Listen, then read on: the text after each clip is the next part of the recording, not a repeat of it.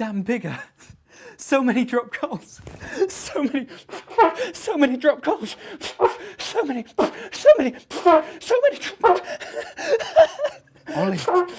Ollie. No!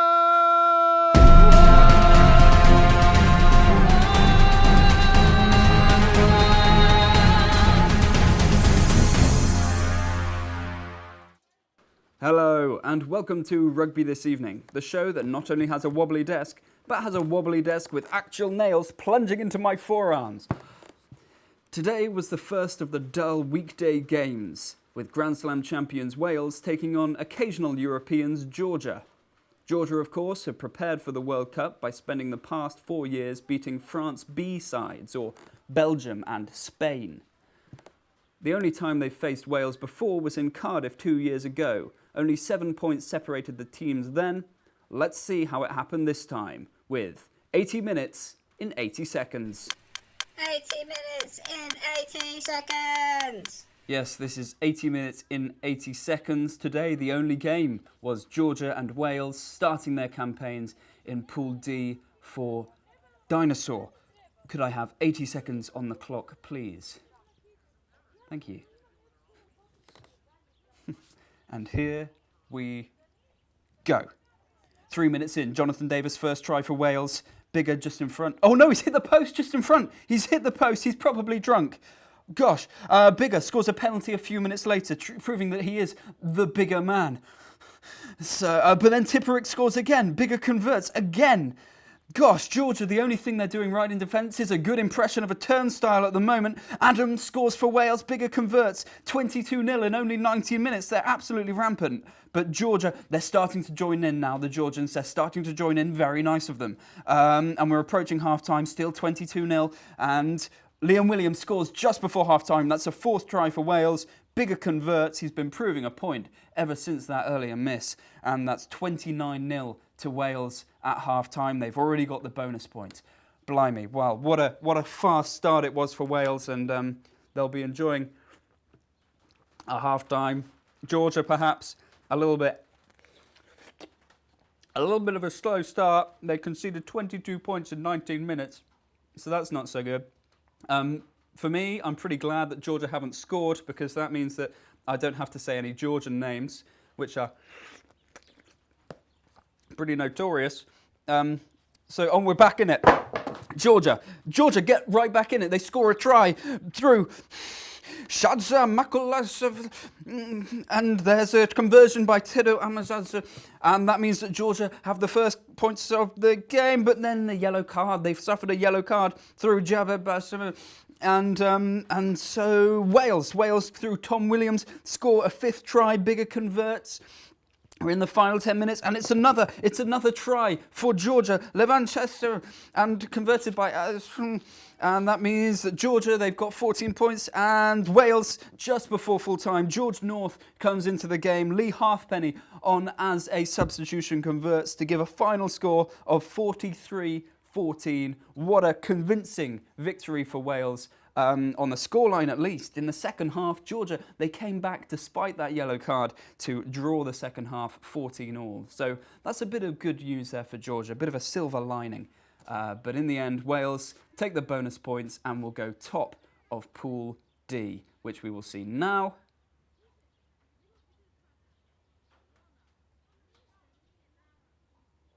And that was 80 minutes in 80 seconds.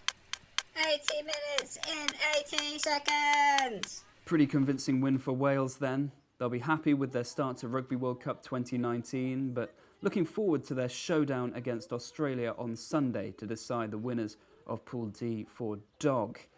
Let's take a closer look at that game with Georgia then, and the most significant part came only 3 minutes into the match, when fly half Dan Bigger missed a conversion from right in front of the posts. Scientifically speaking, this is the easiest place in the world from which to kick a rugby ball through a pair of rugby posts. And the only thing funnier than that is listening to Shane Williams genuinely trying to say Georgian surnames. Bigger's mishap leads us quite nicely into our first skills test with a celebrity guest.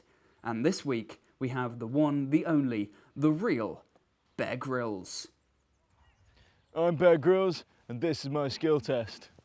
Bear, can you announce your first skill, please? Skill number 1, kicking. Well done, Bear. That's over. We award you 7 seconds of rugby ball shaking out of 10 seconds. I'm Bear Grylls, and this is my skill test. Stop, wait. I like that ball. Can I have it? No. No? No, it doesn't belong to you. Thank you, Bear. That was the first of his 5 skills tests with a celebrity guest. Bear will be back for the rest of the week to complete his remaining skills tests. Now, before we end the show this evening, I'd like to take a moment and be a little more serious. This show takes huge inspiration from the 2010 televisual classic James Corden's World Cup Live, charting the fortunes of all 32 teams in the 2010 FIFA World Cup. If we can be a shade on that incredible programme, it would be nothing short of an honour. But we've had the idea to include James Corden in this programme, and that's why every week we will be having a segment called Uncle James's Phone-In. James Corden is not the brother of a parent. Yes, we're going to phone James Corden and ask him for some pointers and see how he's enjoying the Rugby World Cup. Let's get James's number up on screen and give him a call. Here we go. It's ringing.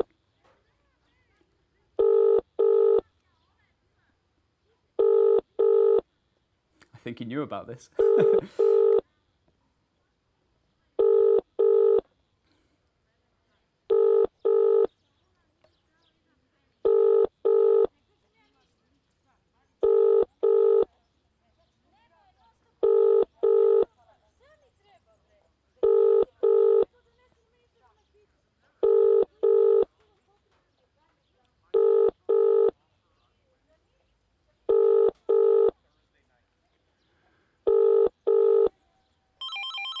James Corden is not the brother of a parent.